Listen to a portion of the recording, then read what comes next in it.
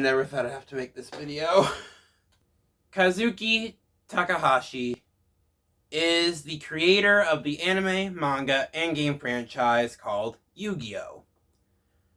For those who might be unaware, Yu-Gi-Oh! Is a massive franchise that has touched and inspired millions to billions to trillions of people. And in general, Yu-Gi-Oh! Has really been influential in so many ways. In culture, in everything. And there's so much love and care that's been put into the series, especially earlier on. And it's horrible to say that the creator of such an influential and inspiring franchise was found off the coast. I believe it was Osana. Nope, I was wrong. It was off the coast of Nago, Okinawa. He was found off the coast of Nago on July 6th at around 10:30 a.m. in snorkeling equipment and, unfortunately, dead. I definitely not the only one. I mean, if you look on Twitter right now and just look up his name, you'll see thousands, billions of people that are all feeling this way, where, because obviously we don't know anything, or at least not much, about this creator as a person, about Takahashi as a person, because unlike American culture and most other cultures, where we see a creative work and we immediately jump to trying to learn that creator's life story and everything, the Japanese, in some respects, do care a little bit more about privacy.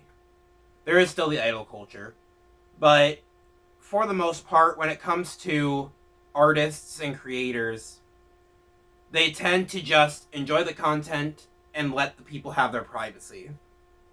Or at the very least, the people who are creating put a lot of effort into making sure that they stay private as much as possible. And that's just a part of their culture. So, at least at this point, we don't know much about his personal life. Or I'm sure if you look it up, you can probably find something like what inspired him to make Yu-Gi-Oh! Or something. But today I wanted to make a video to sort of celebrate his creation. Because Yu-Gi-Oh! Has not just touched my life, but like I already said, many, many other lives. And certainly for me, Yu-Gi-Oh! Has served as a constant source of inspiration that I draw from both knowingly and unknowingly at times. Because that's just how inspiration works. When something's embedded in your brain, it just kind of sits there and you don't always realize you're calling upon it. And also, this is, I guess, my way of sort of dealing with it, in a sense. And also to spread the word, I guess, in a way. Because I do feel that because of what he was able to make,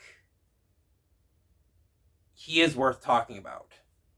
Because, I mean, not everyone can make a franchise that has inspired millions of people. There's certainly a lot, but not everyone. And so it is worth cherishing artists. And honestly, I really do feel sorry for the fact that we don't celebrate artists more. Because typically, we don't, while we may like think it internally, we don't really voice how much we truly do care about and we're inspired by artists until they do pass. And so, if you are an artist right now, thank you. Thank you so much for bringing your art into the world. Even if you don't think you're a good artist yet, just keep going at it. Because one day you could end up being another Takahashi, in a sense. And, but now getting on to more so how kind of I came into Yu-Gi-Oh! For me, it started in middle school, where in middle school, I was pretty much how I am now, where I didn't like having a lot of friends, and especially since I was new to middle school, I think I said high school by mistake, middle school, I was very much the loner kid. And back then, when I was younger, I didn't realize that that was how I preferred to be, especially since school always like drills into your head, oh, if they're sitting alone by themselves, that means they're depressed. They're depressed. Go help them. Go talk to them. And it's like, no, some of us just prefer to be alone. But that's another pet peeve for another video. And so at that time, I thought that I needed friends. I needed people to talk to, because that's what society expected of me. And so one day at lunch, I actually found this group of, I think it was like 4 or 5, maybe 6 people. Some of them are probably watching this video. But where they were, and they were playing Yu-Gi-Oh! They were playing the card game Yu-Gi-Oh! And from what I can remember of it, initially I walked up, and at first I just kind of, I was very inquisitive because I wanted to know what it was about. But in terms of actually playing, I sat on the sidelines and just kind of tried my best to learn what they were doing. And then eventually got to the point where they lent me a deck that I never returned. I'm sorry about that. If you are watching this, I'm sorry that I never returned your deck. Technically, he did say I could keep it at one point, but I don't know. I don't remember. I'm sorry. Either way, I'm sorry. But anyway, as time goes on, I did end up losing those friends. And in fact, just not related to Yu-Gi-Oh! But a lot of people I ended up relating to with Yu-Gi-Oh! Didn't turn out to be friends.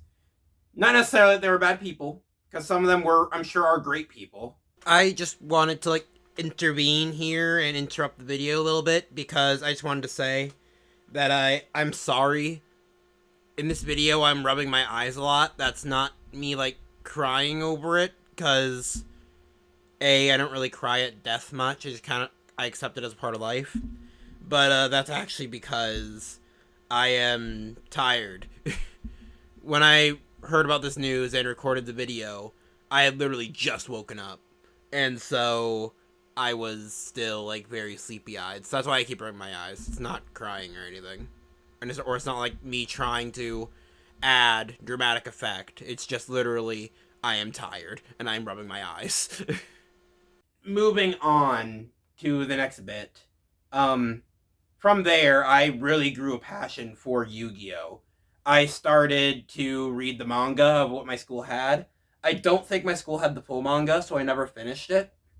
But I read a good portion of it, I remember. And it was just jaw-dropping and inspiring. Because the thing about Yu-Gi-Oh! is, well, yes, on the surface, it just looks like it's a bunch of cards, and it's just a card game. But, in the lore of the universe, I believe people who are bigger fans can correct me if I'm wrong, and please feel free to. But I believe every card, or at the very least, every monster card and every card set is supposed to be like real things that existed in ancient times that were then sealed into these cards. Like I said, I could be wrong about that, but I'm pretty sure that's what it was.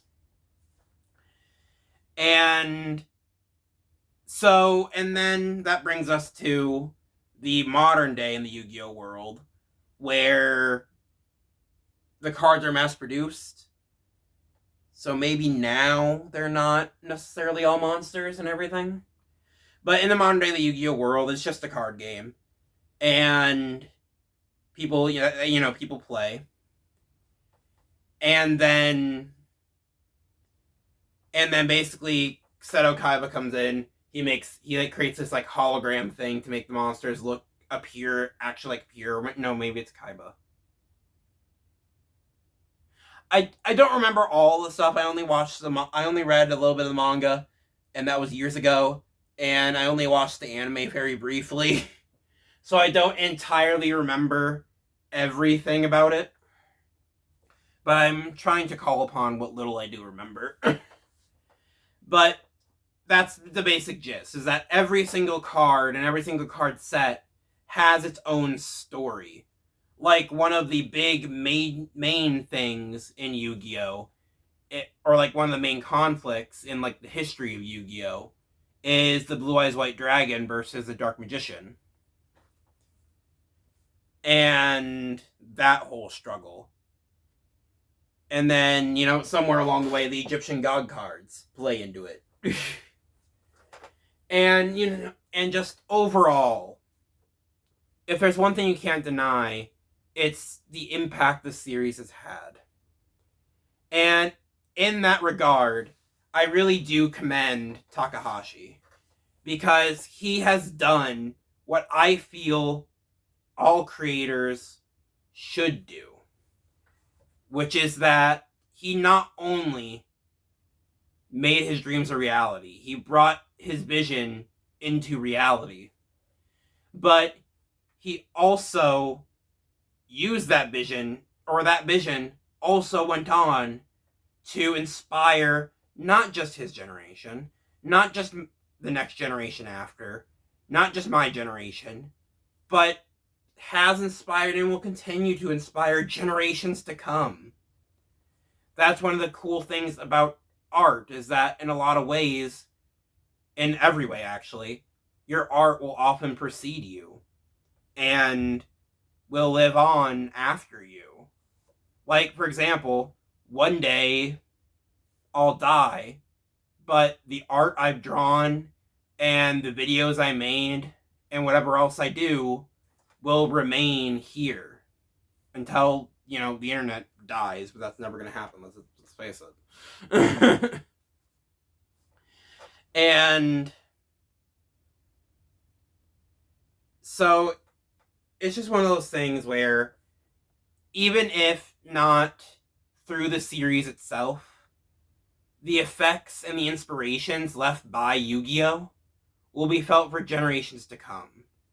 We're already seeing it with some modern shows where they're harkening back to older franchises that may still be going to this day, but have now inspired countless others. Like, look at how much Pokemon has inspired. And I don't know any examples off the top of my head, but I'm sure Yu-Gi-Oh's inspired tons of people to make their own shows, to pursue animation, to pursue art. And it's just such an inspiring franchise. And I think that's beautiful. It's beautiful that Takahashi was able to create a series and a franchise that has been able to go on and inspire so many. And I really do hope, to the family of Takahashi, if they ever do see this, that I wish them nothing but the best. And I hope that they can find a way to not move on, but to continue their own lives. Not necessarily like in spite or anything. I don't mean that by any means. But more just. I guess I don't know how to say it. But.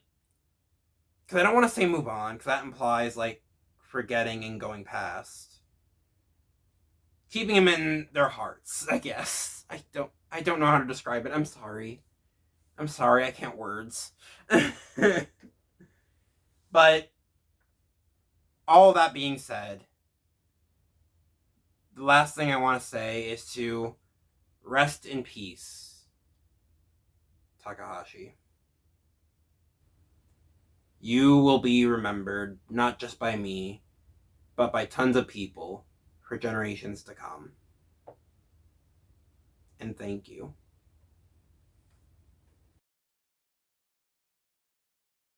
Hopefully people don't notice that I avoided saying his first name because I couldn't remember it off the top of my head. Oh shoot!